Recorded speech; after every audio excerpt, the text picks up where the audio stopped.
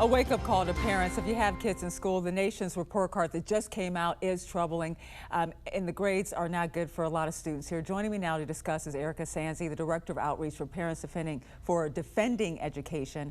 I know, Erika, you and I have talked about this, and this issue has you fired up. Yes, because very. we get bogged down in all the numbers, but what's really happening here is even more devastating beyond just looking at the numbers. When you think of, at least when it comes to reading, something like these are the lowest scores, the nation's report card, I think since what, 1992 or something like that? They're the lowest scores we've seen since the test was given for the first time. And yes, that was in 1992. So we're talking about after decades, we are doing worse now in reading with 12th graders than we were in the early 90s. That just sounds unbelievable to me. It's kind of sounds unbelievable to me too. I mean, certainly I think many of us, and I'm just one of tons of people who've been sounding the alarm about how schools are focused on the wrong things.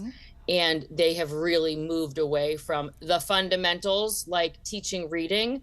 And so I'm not shocked by the results when I think about it, about what I've seen schools not just spending their time on, but also the philosophies that have made their ways into schools, which have been lowering standards and, telling students that their peer or their teammate is actually their oppressor. And, just making excuses as well as denying reality about how students read.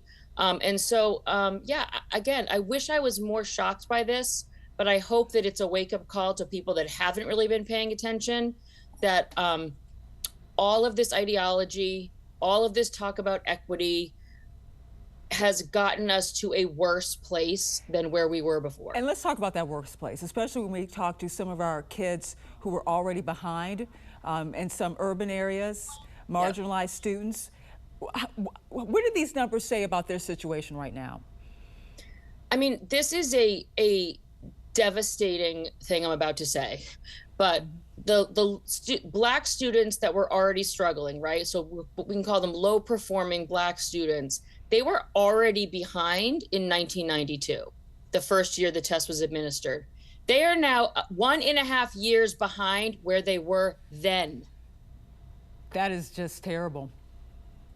It's unconscionable, but it is where we are. It's not monocausal. I know that people love to find one reason and run with it. It certainly isn't one thing, but I think people need to have a brutally honest conversation about how we got here. Well, how do we get out? I mean, I think that's we're here now, but how do we get out?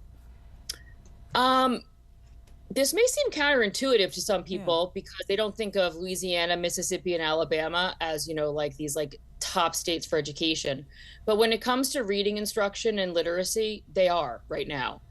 We've seen a real surge in these states because they have really committed to teaching reading in a way that is evidence and science-based, which means a return to phonics.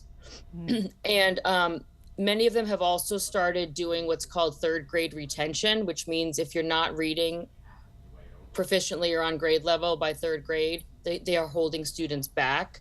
And that's because all the evidence tells us that if you are below grade level in third grade, so if you haven't, if you get to third grade and you're still not reading proficiently, that is a huge predictor of how you're going to do in the future. It's your whole future, whether it depends on whether you graduate from high school, even I think if you're in the jail system, the prison system, it's an indicator of so many different things. Yes, and if you look at all the data, to your point, like incarceration, if you look at incarcerated people and what their reading level was, the correlation is just so strong. Right. So certainly that's one thing to do, is to look at what are the states that are having success.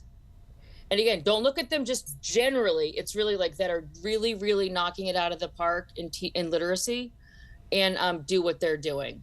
And that literally would mean, I think, state commissioners and superintendents in states that are really, really getting bad results need to get connected with the leaders in those states and begin replicating what they're doing. Now, it's not as easy as I'm saying, because unfortunately, like where I live, like unions have really fought a lot of these literacy reforms.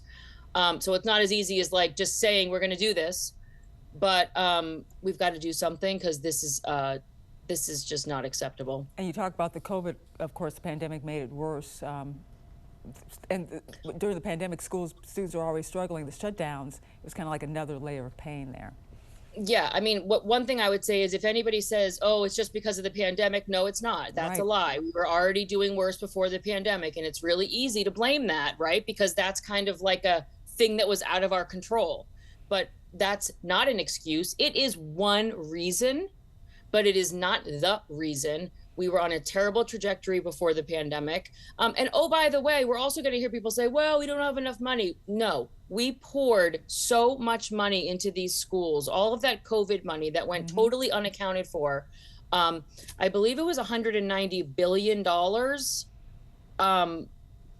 Yes, $190 billion we poured into schools that still nobody has even really accounted for. So no, it's not money. No, it's not the pandemic.